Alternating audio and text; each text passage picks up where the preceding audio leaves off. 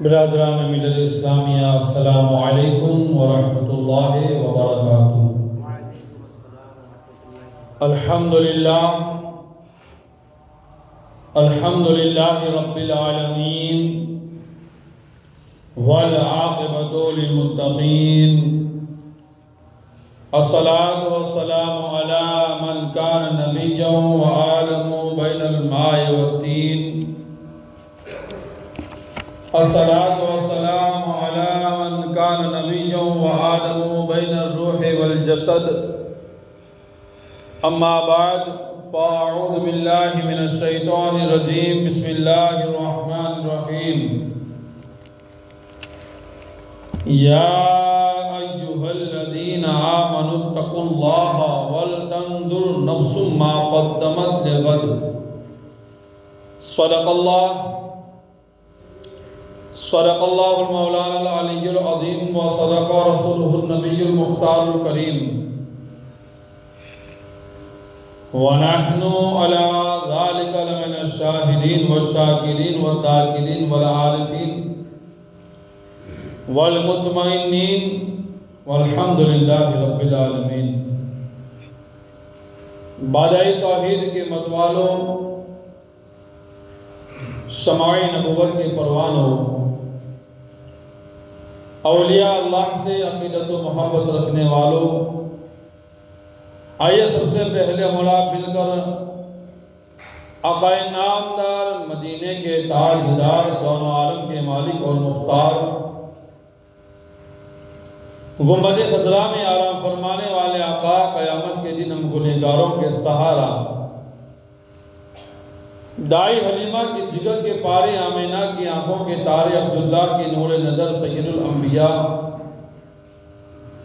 امام الانبیاء، خاتم انبیاء، خاتم المعصومین، جناب احمد مجتبی، محمد مصطفیٰ روح فدا صلی اللہ تعالیٰ علیہ وآلہ وسلم کی بارگاہ بے کس پناہ میں اپنی سچی اور اپنی پکی غلامی کا ثبوت پیش کرتے ہوئے عشق و محبت کے ساتھ درود پاک کا نذرانہ عقیدت پیش کریں اور پڑھیں۔ اللہم صلی علی سیدنا مولانا محمد وعلی آل سیدنا مولانا محمد وبارک وسلم کما تحب و ترضى بین صلو علیہ، صلاۃ و سلام علیک یا رسول اللہ، صلاۃ و سلام علیک یا حبیب اللہ صلی اللہ تعالی علیہ وسلم۔ اللہ تعالیٰ قرآن پاک میں ارشاد فرماتا ہے، یا ایہا الذین آمنوا اتقوا اللہ، ایمان والو اللہ سے ڈرو، یعنی قلب میں، یعنی دل میں خوف خدا پیدا کرو اور اللہ تبارک و تعالیٰ کی اطاعت و فرما برداری کرو۔ اللہ تبارک و تعالیٰ کی طرف سے تمہیں جو احکام بتائے گئے ہیں، اللہ کے رسول صلی اللہ تعالیٰ علیہ وآلہ وسلم نے جو تمہیں احکام بتائے ہیں، قرآن کے ذریعہ جو تمہیں تعلیم دی گئی ہے، اسی کے مطابق اپنی زندگی بسر کرو۔ جن چیزوں سے منع کیا گیا اس سے باز رہو، اپنے آپ کو بچاؤ، اپنے آپ کو اس سے دور رکھو، اور جن چیزوں کا تمہیں کرنے کا حکم دیا گیا ہے اسے بجا لاؤ، اس کی فرما برداری کرو، اللہ تبارک و تعالیٰ کی اطاعت و فرما برداری کرو۔ یہ کیا کام آئے گا؟ اگر ہم اللہ کی اطاعت کرتے ہیں، اللہ کے احکام کی فرما برداری کرتے ہیں، تو ہمیں کیا کام آئے گا؟ تو قرآن جواب دیتا ہے، وَلْتَنْظُرْ نَفْسٌ مَا قَدَّمَتْ لِغَدٍ، اور انسان دیکھے کہ آئندہ کے لیے آگے کیا بھیجا۔ یعنی یہاں ہم فرما برداری کریں گے، اللہ تبارک و تعالیٰ کے احکام کی ہم تابعداری کریں گے، اللہ تبارک و تعالیٰ اور رسول کریم صلی اللہ علیہ وسلم کے اصول کے مطابق اگر ہم زندگی گزاریں گے تو انسان کو انشاءاللہ اس کا اجر قیامت میں دیا جائے گا۔ وَلْتَنْظُرْ نَفْسٌ مَا قَدَّمَتْ لِغَدٍ، اور انسان دیکھے کہ آئندہ کے لیے آگے کیا بھیجا۔ مطلب یہ ہے کہ روز جزا یعنی بدلے کے دین کے لیے کیا عمل کیا۔ مفہوم اس کا یہ ہے کہ صدقہ کرو، مفہوم اس کا یہ ہے اعمال صالحہ کرو، مفہوم اس کا یہ ہے تاکہ قیامت کے دن رستخیز کے دن تمہیں اس کا اجر دیا جائے، تمہیں اس کا بدلہ دیا جائے، تم اس کا انعام پاؤ۔ اور کیا کرو، اپنے رب سے ڈرتے رہو۔ اللہ تعالیٰ تمہاری ہر اچھی اور ہر بری بات کو جانتا ہے۔ اللہ ہر چیز کو جانتا ہے، وہ علیم بذات الصدور ہے، ہر چیز کو اللہ جانتا ہے۔ انسان کی نیت کیا ہے، اچھی ہے یا بری ہے، اللہ تو جانتا ہی ہے۔ لوگ جانے یا نہ جانے سے کوئی فرق نہیں پڑتا ہے، اللہ سب کچھ جانتا ہے۔ اللہ سب کچھ جانتا ہے کہ انسان کے ارادے کیسے ہیں، انسان کی نیتیں کیسی ہیں، انسان کی معاملات کیسے ہیں، یہ اللہ سب کچھ جانتا ہے۔ قیامت کے دن فرشتے، زمین، فلک یعنی آسمان، روز و شب یعنی دن و رات تمام گواہی دیں گے۔ آپ یہ نہ سمجھے کہ کوئی دیکھنے والا نہیں ہے، کوئی سننے والا نہیں ہے، نہیں، ہم بہت بڑی غلط فہمی میں ہیں۔ ہم گناہ کرتے ہیں، زمین کا وہ حصہ بھی ہمارے خلاف گواہی دے گا، آسمان کا وہ حصہ جس کے نیچے ہم نے گناہ کیے ہیں وہ بھی جواب دے گا، اور جس چیز کے ذریعہ ہم نے گناہ کیے ہیں، ہاتھ کے ذریعہ، کان کے ذریعہ، پاؤں کے ذریعہ، وہ بھی ہمارے خلاف گواہی دیں گے۔ تو فرشتے بھی گواہی دیں گے، زمین کا حصہ بھی جو گواہی دے گا، فلک کا وہ حصہ جس کے نیچے تم نے اللہ کی نافرمانی کی ہے وہ بھی گواہی دے گا۔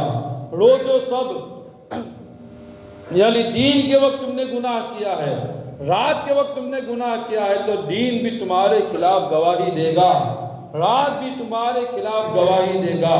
اور یہ عالمزاد نے اور کہے گا، یہ اس عالمزاد نے یعنی اس آدمی نے یہ کام بھلائی کا کیا، یہ کام برائی کا کیا، اس کام کے اندر اللہ کی اطاعت کی، اس کام کے اندر اللہ کی فرما برداری کی، اس کام کے اندر بنی آدم نے اللہ کی نافرمانی کی اور اس کام کے اندر اللہ کی فرما برداری کی۔ یہاں تک کہ انسان کے اعضاء یعنی ہاتھ، کان، ناک، پاؤں وغیرہ یہ ساری چیزیں بھی انسان کے خلاف گواہی دیتی ہوئی نظر آئے گی۔ ایماندار اور متقی لوگ، اللہ سے ڈرنے والے لوگ، پرہیزگار انسان کے حق میں زمین گواہی دے گی، اے باری تعالیٰ، اے رب کائنات، چنانچہ زمین یوں گواہی دے گی، اس انسان نے میری پیٹھ پر نمازیں پڑھی تھی، انسان نے میری پیٹھ پر روزے رکھے تھے، اس انسان نے میری پیٹھ پر حج کیا تھا، اس انسان نے میری پیٹھ پر جہاد کیا تھا، اس انسان نے میری پیٹھ پر صدقہ و خیرات کیا تھا، اس انسان نے میری پیٹھ پر عمرہ کیا تھا، اس انسان نے میری پیٹھ پر تیری بارگاہ میں اپنی زمین کو جھکایا تھا۔ یہ ساری باتیں متقی اور پرہیزگار انسان کے حق میں زمین گواہی دیتی ہوئی نظر آئے گی۔ اور جو لوگ نافرمان ہے، اعمال صالحہ نہیں کرتے ہیں، گناہوں پر گناہیں کرتے ہیں، دین سے دوری ہے، جہالت کے اندر اپنی زندگی گزار رہے ہیں، حرام کاموں کے اندر اپنی زندگی گزار رہے ہیں، جو لوگ ایمان نہیں لائے ان کے تعلق سے زمین کیا گواہی دے گی؟ اور کافر اور نافرمان کے خلاف زمین گواہی دیتی ہوئی یوں کہے گی، اے باری تعالیٰ، یہ بنی آدم نے، اس عالم زادے نے، اس آدمی نے میری پیٹھ پر شرک کیا، اس عالم زادے نے میری پیٹھ پر زنا کیا، اس عالم زادے نے میری پیٹھ پر شراب پی، حرام کھایا، حرام کمایا، حرام کو اپنے گلے میں اتارا، زمین اس کے خلاف گواہی دے گی۔ تو نافرمان کے لیے، کافر کے لیے ہلاکت و برداری ہے، ہلاکت و بربادی ہے۔ اور اگر اللہ تبارک و تعالیٰ نے اس پر کڑا محاسبہ فرمایا، سخت حساب لیا، تو کافر کے لیے، کافر تو ایسے ہی جہنم میں جائے گا، مگر نافرمان کے لیے بہت ہی بڑا سخت معاملہ ہو جائے گا۔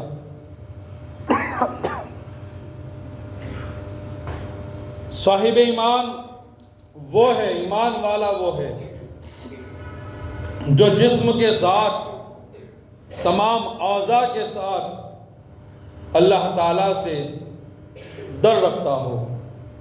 یعنی ایسا نہیں کہ صرف دل میں ڈر رکھے، بلکہ انسان کے اپنے اعضاء بھی، ہاتھ، کان، ناک، پاؤں، یہ ساری چیزیں جو انسان کے اعضاء ہیں، انسان کے اویو ہے، یہ چیزیں بھی اللہ سے ڈرنی چاہیے، اللہ کا خوف ان کے اندر ہونا چاہیے، اللہ کا ڈر ان کے اندر ہونا چاہیے۔ آؤ اس کی تھوڑی وضاحت کر دوں۔ فقیہ ابو لیث سمرقندی رحمۃ اللہ تعالیٰ علیہ، یہ بہت بڑے فقیہ گزرے ہیں۔ آپ لکھتے ہیں، 7 بابوں کو آپ نے لکھا ہے، اس کو امام غزالی رحمۃ اللہ تعالیٰ علیہ نے اپنی لاجواب بے مثال کتاب مکاشف القلوب کے اندر درج کیا ہے۔ آپ پہلی بات لکھتے ہیں، دھیان سے سنیں، سب سے پہلی بات جو لکھی ہے فقیہ ابو لیث سمرقندی رحمۃ اللہ تعالیٰ علیہ نے، وہ زبان کے تعلق سے لکھی ہے کہ اس کی زبان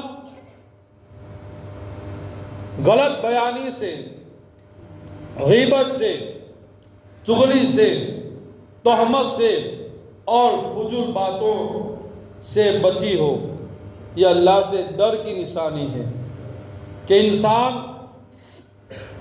کے جسم کے اندر اگر خوف ہوگا، اللہ کا ڈر ہوگا، تو اس کی زبان کو غیبت سے بچائے گا، اس کی زبان کو تہمت سے بچائے گا، اس کی زبان کو گالی گلوچ سے بچائے گا، اس کی زبان کو فالتو باتوں سے بچائے گا۔ اللہ کا خوف اگر انسان کے دل میں ہوگا، یہ انسان کے اللہ کے ڈرنے کی نشانی ہے کہ انسان اپنی زبان کو قابو میں رکھے گا اور اللہ تعالیٰ کا ذکر کرنے، تلاوت کلام پاک کرنے اور دینی علوم سکھانے میں لگی ہو۔ یعنی زبان کو تو ان چیزوں سے، ان برائیوں سے بچاتا ہی رہے گا، مگر اس کی زبان اللہ کے ذکر میں لگی ہوگی، اس کی زبان تلاوت قرآن میں لگی ہوگی، اس کی زبان دینی علوم کو سیکھنے میں لگی ہوگی۔ یہ اس بات کی نشانی ہے کہ اس کے دل میں اللہ کا خوف موجود ہے، اللہ کا ڈر موجود ہے۔ یہ زبان کی بات ہو گئی۔ اب آؤ دل کی طرف۔ دوسری بات فقیہ ابو لیث سمرقندی رحمۃ اللہ تعالیٰ لکھتے ہیں، اس کے دل سے عداوت یعنی دشمنی، اس کے دل سے بہتان اور مسلمان بھائیوں کا حسد نکل جائے گا۔ آج ہر بات میں حسد ہے، آج ہر بات میں نفرت ہے، آج ہر بات کے اندر عداوت ہے، آج ہر بات کے اندر ایک دوسرے سے ہمیں بہت زیادہ کینہ و کفت ہے۔ اگر اس کے دل کے اندر اللہ کا خوف ہوگا، اس کے دل کے اندر اللہ کی خشیت جمی ہوگی، تو انسان اللہ کے خوف کی وجہ سے عداوت نہیں رکھے گا، انسان اللہ کے خوف کی وجہ سے ایک دوسرے سے حسد نہیں کرے گا، انسان اللہ کے خوف کی وجہ سے مسلمان بھائی سے محبت کرتا ہوا نظر آئے گا۔ مگر دل میں حسد اتنا ہمارا بیٹھ چکا ہے، ہمارے دل کے اندر دشمنی اتنی بیٹھ چکی ہے، ہمارے دل کے اندر کینہ اتنا بیٹھ چکا ہے جو ہمالیہ پہاڑ سے بھی بڑا ہے، جو بہت زیادہ بڑھتا ہے اور بڑھتا ہی چلا جاتا ہے، بڑھتا ہی چلا جاتا ہے۔ اگر عداوت سے اور حسد سے اور ان تمام چیزوں سے اگر کسی کا دل خالی ہوگا تو وہی انسان ہوگا جس کے دل میں اللہ کا خوف ہوگا، اللہ کا ڈر ہوگا۔ اس لیے اللہ کا خوف اگر پیدا کرنا چاہتے ہو دل کے اندر، اللہ کا ڈر اگر پیدا کرنا چاہتے ہو دل کے اندر، تو عداوت کو چھوڑو، حسد کو چھوڑو، جلن کو چھوڑو، غرور کو چھوڑو، تکبر کو چھوڑو، اور اللہ کے خوف اپنے دل میں بسانے کی ضرور کوشش کرو۔ اللہ ہمیں اس نعمت سے مالا مال فرمائے۔ اور حسد کیسی چیز ہے؟ اللہ کے نبی صلی اللہ تعالی علیہ وآلہ وسلم نے ارشاد فرمایا، الحسد یاکل الحسنات کما تاکل النار الحطب۔ حسد کیسی چیز ہے؟ حسد نیکیوں کو کھا جاتا ہے جیسے آگ لکڑی کو کھا جاتی ہے۔ آگ جس طریقے سے لکڑی کو کھا کر ختم کر دیتی ہے، اسی طریقے سے ایک دوسرے کا حسد انسان کی نیکیوں کو برباد کر دیتا ہے۔ نیکیاں ہوتی بھی نہیں ہیں، مگر حسد کی وجہ سے جو نیکیاں ہوتی ہے وہ بھی ہماری ختم ہو جاتی ہے۔ اس لیے کاروبار ہو، گھریلو معاملات ہو، کسی کی ترقی ہو، کسی کو اچھا منصب مل جائے، کوئی اچھے مقام پر پوسٹ پر پہنچ جائے، ان سے حسد نہ کرو بلکہ ان سے محبت کرو اور ان کے حق میں دعائیں کرو، اللہ تجھے اور بھی ترقی عطا فرمائے، اللہ تجھے اور بھی اونچا مقام عطا فرمائے، اور اچھی طریقے سے اس کے ساتھ پیش آؤ۔ یقیناً اللہ تبارک و تعالیٰ اس کا اجر بھی تمہیں دنیا اور آخرت میں عطا فرمائے گا۔ جاننا چاہیے کہ حسد دل کی بیماریوں سے ہے۔ حسد دل میں ہوتا ہے، دکھتا نہیں ہے، دل میں اس کی گھبراہٹ ہوتی ہے، دل میں اس کی یہ چیز پائی جاتی ہے۔ تو دل کی بیماریوں میں سے ایک بیماری کا نام حسد ہے، ایک بیماری کا نام حسد ہے۔ دل کی بیماریوں کا دار و مدار، دل کی بیماریوں کو اگر دور کرنا ہے، دل کی بیماریوں کا دار و مدار علم اور عمل کے سوا کوئی بھی چیز نہیں ہے۔ علم ہوگا، عمل ہوگا تو دل کی بیماریاں آپ اپنے آپ دور ہو جائے گی، اپنے آپ ختم ہو جائے گی۔ اس لیے علم بھی حاصل کرتے رہو اور علم کے ساتھ عمل کرتے رہو، اس لیے کہ علم ہوگا تو یقیناً تم کسی کے ساتھ حسد نہیں کرو گے بلکہ تم محبت کے ساتھ پیش نظر آؤ گے۔ اگر علم ہی نہیں ہوگا تو تمہیں کیا پتا چلے گا کیا حسد ہے اور کیا محبت ہے۔ اس لیے علم بھی حاصل کرتے رہو، علم کی محفل میں بیٹھتے رہو، علماء کی مجلسوں میں بیٹھتے رہو اور علم دین حاصل کرتے رہو۔ تو زبان اس کو بھی بچانا ہے، دل اس کو بھی بچانا ہے۔ تیسرے نمبر کی بات مفتی سمرقندی رحمۃ اللہ تعالی علیہ آپ لکھتے ہیں، تیسری بات ہے اس کی نظر حرام کھانے سے، اس کی نظر حرام پینے سے، اس کی نظر حرام لباس وغیرہ سے محفوظ رہے، اس کی نظر حرام کھانے سے بھی محفوظ رہے، حرام پینے سے بھی محفوظ رہے، اور جسم پر جو لباس پہنے وہ حرام کا بھی نہ ہونا چاہیے، اور دنیا کی طرف لالچ کی نظر سے نہ دیکھے بلکہ دنیا کی طرف دیکھے تو صرف عبرت کے لیے دیکھے، سبق حاصل کرنے کے لیے دیکھے، اس کی طرف دیکھے، اور حرام تو کبھی اس کی نگاہ بھی نہ پڑے، جیسا کہ اللہ کے نبی صلی اللہ تعالی علیہ وسلم نے ارشاد فرمایا، جس نے اپنی آنکھ حرام سے بھری اللہ تعالیٰ قیامت کے دن اس کو آگ سے بھر دے گا۔ حرام نگاہ بھی نہ ڈالو، حرام کھانے پر، حرام پینے پر، حرام لباس پر نگاہ بھی نہ ڈالو، اپنی نگاہ کو بھی بچاؤ۔ اس سے اگر کوئی یہ بچا لیتا ہے اپنی نگاہ کو حرام چیزوں سے تو یقیناً اس کے دل میں اللہ کا خوف پایا جاتا ہے۔ یہ نشانی ہے کہ جس کے دل میں اللہ کا خوف ہوگا وہ زبان کو بھی فضول باتوں سے بچائے گا، جس کے دل میں اللہ کا خوف ہوگا وہ ایک دوسرے سے عداوت نہیں رکھے گا، جس کے دل میں اللہ کا خوف ہوگا اس کی نظر حرام سے بھی بچ جائے گی، نظر حرام سے بھی بچ جائے گی۔ اب آؤ چوتھی بات، اس کے پیٹ میں حرام کی غذا نہ ہو، حرام کا لقمہ نہ ہو، حرام کا خوراک نہ ہو، اور حرام کا خوراک یہ گناہ کبیرہ ہے۔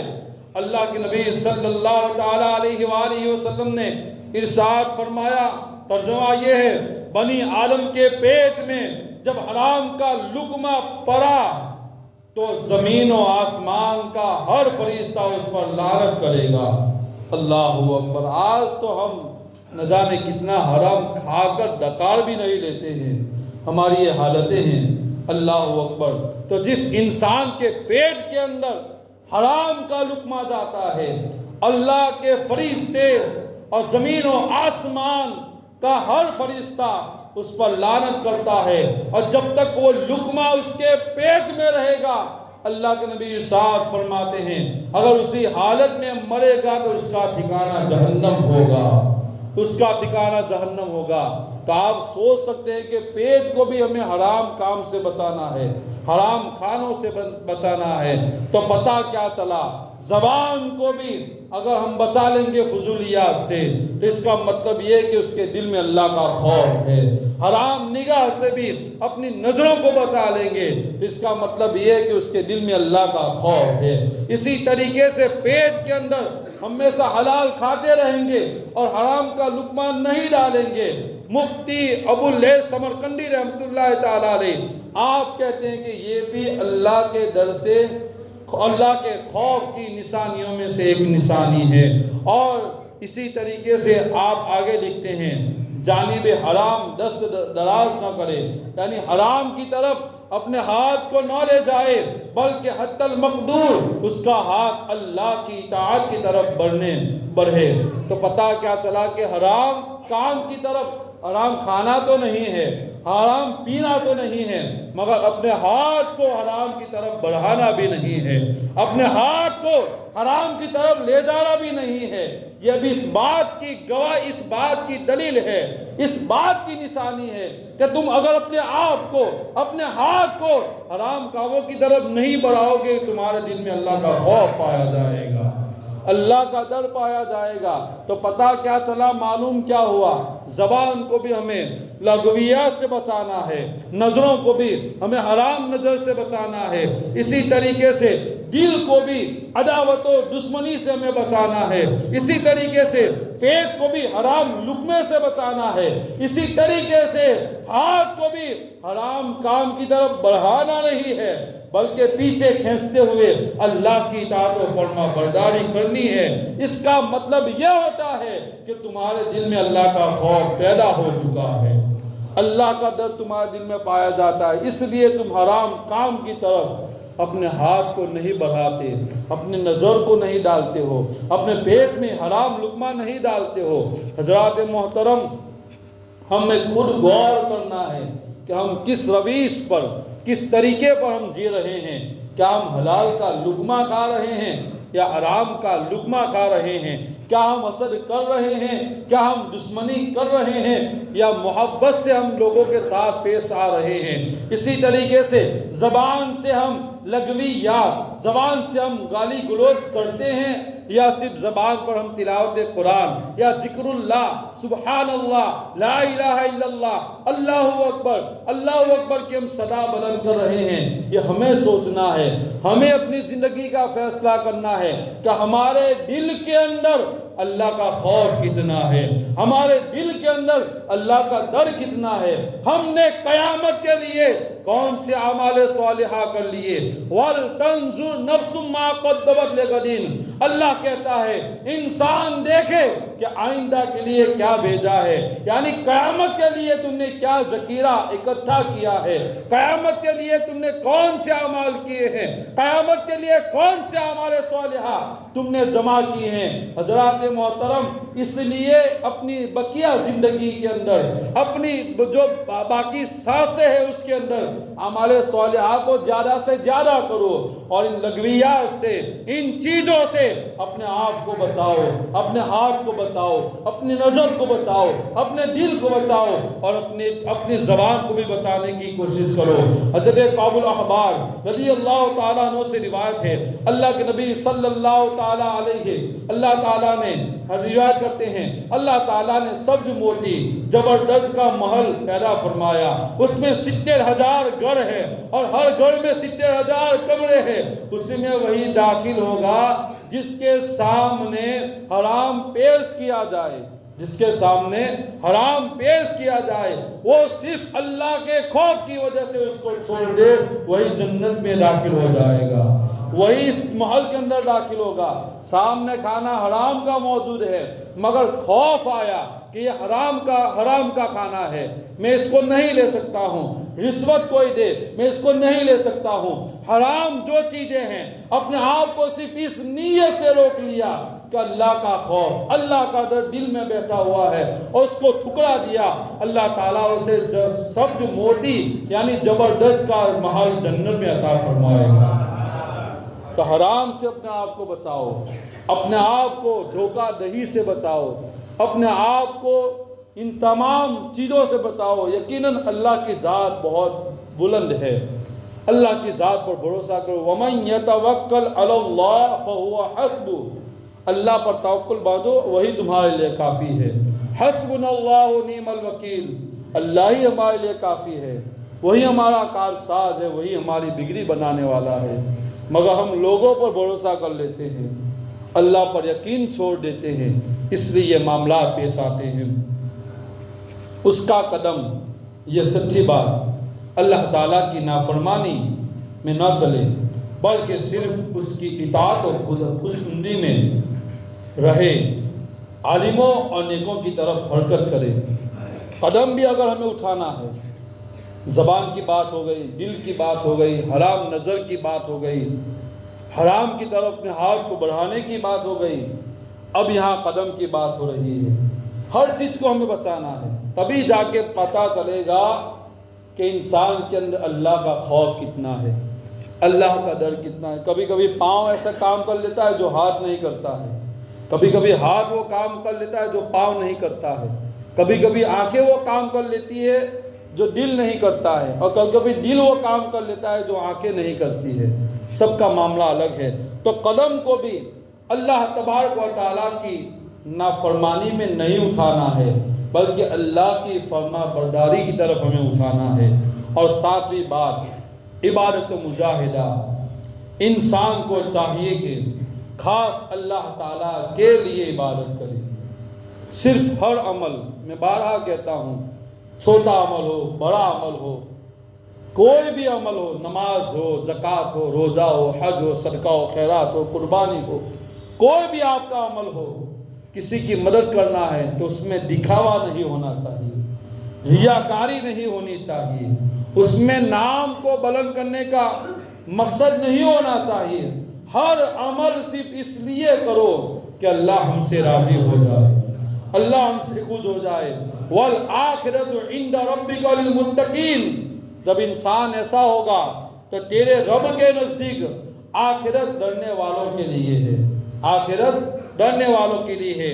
ان المتقین فی مقام امین، بے شک متقی امن والے مقام میں ہوں گے، جو پرہیزگار ہے، جن کے دلوں میں اللہ کا خوف ہے، اللہ کی خشیت ہے۔ اللہ تبارک و تعالیٰ انہیں مقام امین عطا فرمائے گا، امن والا مقام، سکون والا مقام عطا فرمائے گا۔ اللہ تبارک و تعالیٰ ہمیں زیادہ سے زیادہ اس کا خوف ہمارے دلوں میں بسانے کی توفیق عطا فرمائے۔